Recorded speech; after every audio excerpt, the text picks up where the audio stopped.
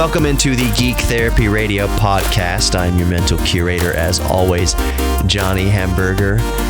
And my wife and I recently closed on a house. We recently purchased a house. I struggle to say purchase. We are in debt for 30 years for a house. If you're either going to pay rent or a mortgage, it is way better financially to pay for a mortgage because you're actually paying into something you own. Rent is basically flushing money right down the toilet. So as soon as you are able to purchase property or buy a home, get a home loan, if you are able and comfortable to do that, it's always a better move financially, because when you're paying rent, you will not see a penny of that back. Versus paying a mortgage, you can swallow that a little bit better, because hopefully you'll sell the house for more than it's worth on the other end, or at least not lose money on it, hopefully. But with rent, you're guaranteed to lose the money, period. So anyways, with the new house comes so much room for activities. And we're still setting it up. It's been very, very busy. You can still hear in my voice that I am under the weather. I feel better, like my vitality is there, but I am coughing up crap and blah, blah, blah. It's been very busy. Had my birthday in between signing on the house and going to Virginia to visit Sarah's relatives. So we've basically been getting to the house over the past week or so when we can. I mean, we closed on it 6 days ago and we've been to the house a couple times. The rule is, and I'm sure many of you who have owned a home or even moved into an apartment can attest to this, you don't go visit the new place empty-handed ever. So a rule is that whenever we go to the house, for whatever reason, we need to be moving things in. No empty-handed trips to the house. So if we're going from the apartment, gather up whatever you can, whatever can fit into the Jetta from the apartment to bring to the house. Whenever you go to my mom's house, pack up some stuff of mine that might be left in my mom's house or in the garage or something, TV, whatever, furniture, anything that can kind of fit, and bring that back to the house. No empty-handed trips to the house. So yesterday, it's kind of funny actually. And I wanted to get into solar panels because that's my kind of where I'm going with all this. But anyways, my only operating car right now, my only fully functioning vehicle, actually the DeLorean's fine. Rowdy, my Audi S5, needs a new starter, and that's expensive. A new starter, I've covered this on Geek Therapy Radio. I've covered this. A starter and any other normal car is a few $100. In and out, you're done. Parts and labor. It's an easy part to swap out. You can do it in your own driveway if you have enough wrenches. It's easy.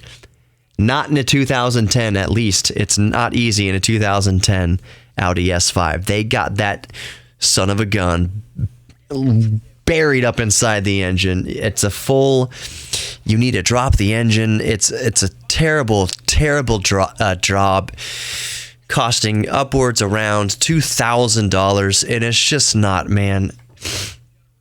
I'm trying to work out some sort of sponsorship deal for the radio show to try to maybe get some auto shop involved and help alleviate some of that price. We'll see. It's very expensive, and it's happened at a perfect timing. Really what it is, it's perfect timing with buying the house. So money's tied up. So Rowdy, you need to push start it. It's a manual transmission. You push it down the street, get enough momentum, jump in the car, drop the clutch in second gear, and it starts the engine. I've done it a million times in cars that I've owned. Manual transmissions, at least. So the only car that I have that I feel comfortable moving anything in is really the Toyota, the MR2 Spider. The DeLorean is a pickup truck compared to the storage capacity in the MR2 Spider. There is so much storage in the DeLorean compared to the little convertible Toyota Spider. But anyways, I managed, in the most recent trip home to the house, I managed to fit a lawnmower, an electric lawnmower with its battery, my backpack, a big like Black & Decker toolbox, and my solar panels. And did I say my backpack? and a couple other little sacks of odds and ends.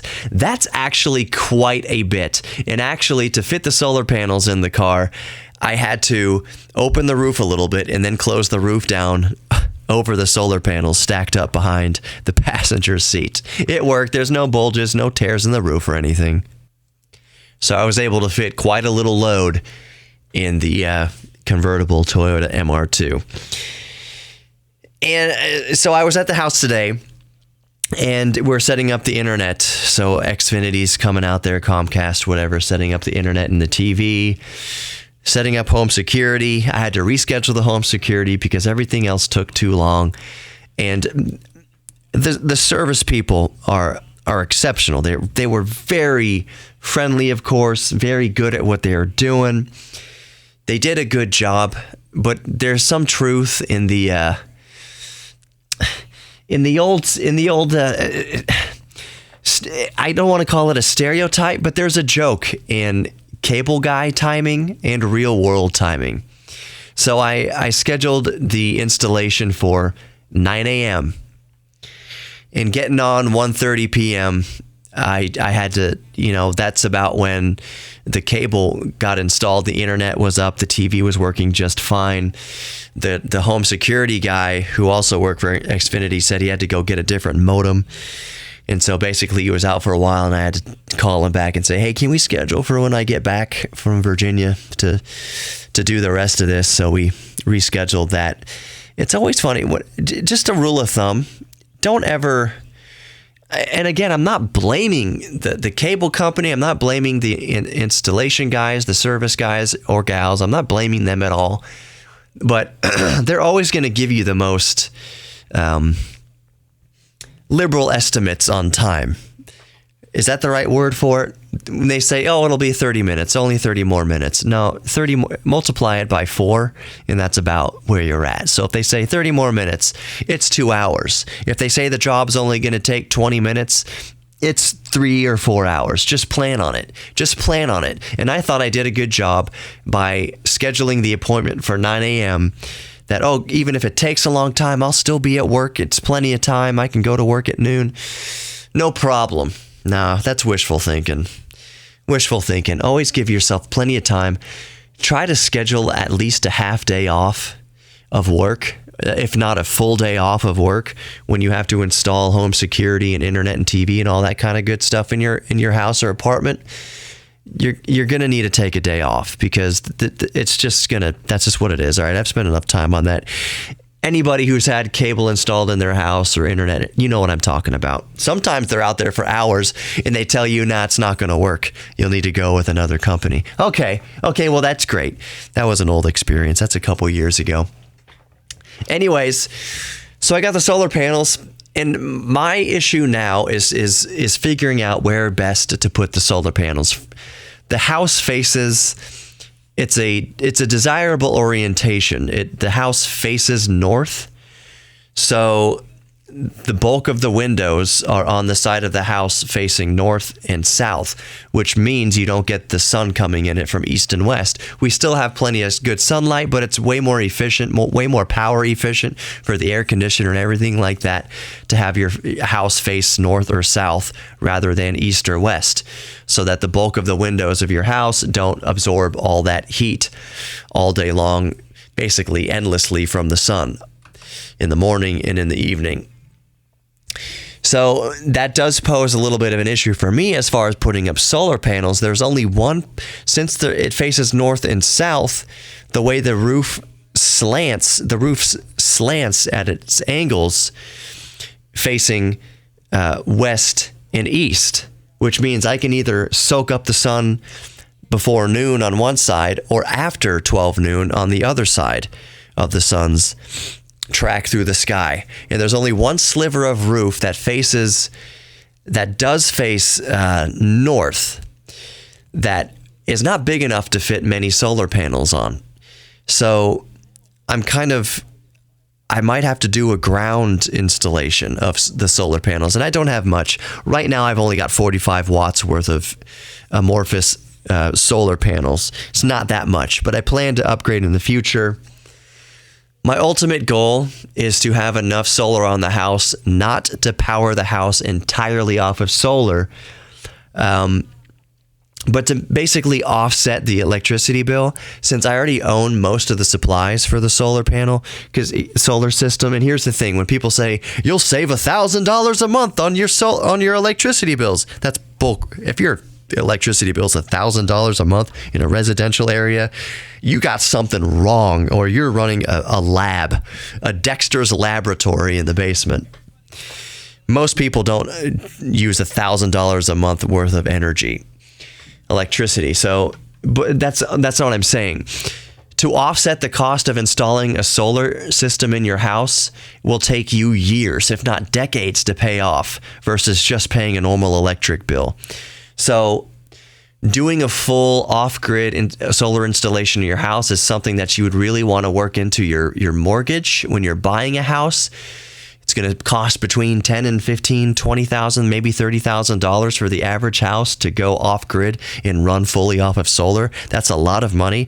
Think of $20,000 or $30,000 worth of electricity bills. That's going to take decades to come out ahead of that. So I'm not trying to get off-grid or put out that kind of outlay for off-grid, but I'm just kind of supplementing. So charging my phone, charging my laptop, charging some things, blah, blah, blah. But the main point really is to have some sort of backup power in the case of another hurricane, which we are prone to here in Houston. I just want to have a backup array that can power maybe a small refrigerator.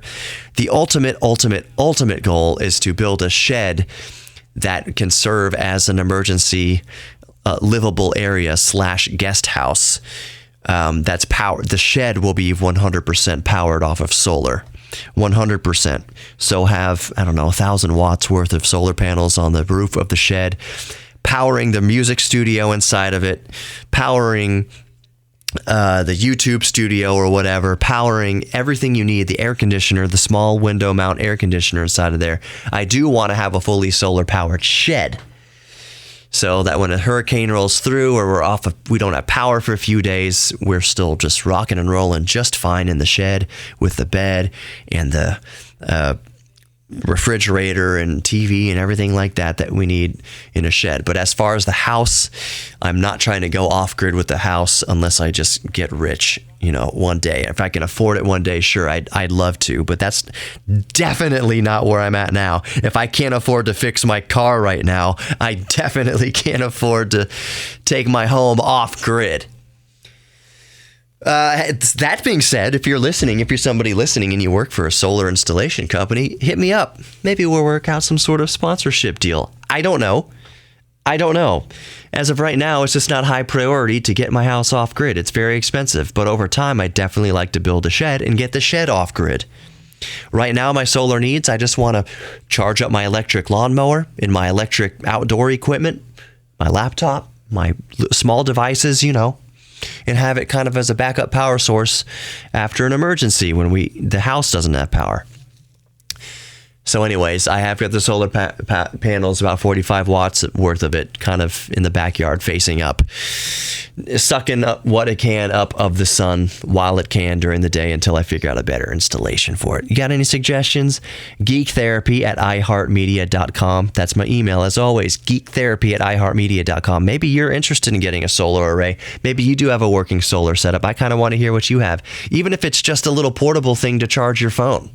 A little fold-out Velcro thing to charge your phone. I want to know about your experience with solar energy. That's going to do it. Be good to yourself and others. Embrace your inner geek. Remember, we're all geeks about something, so embrace your inner geek. And until next time, I'll catch you later.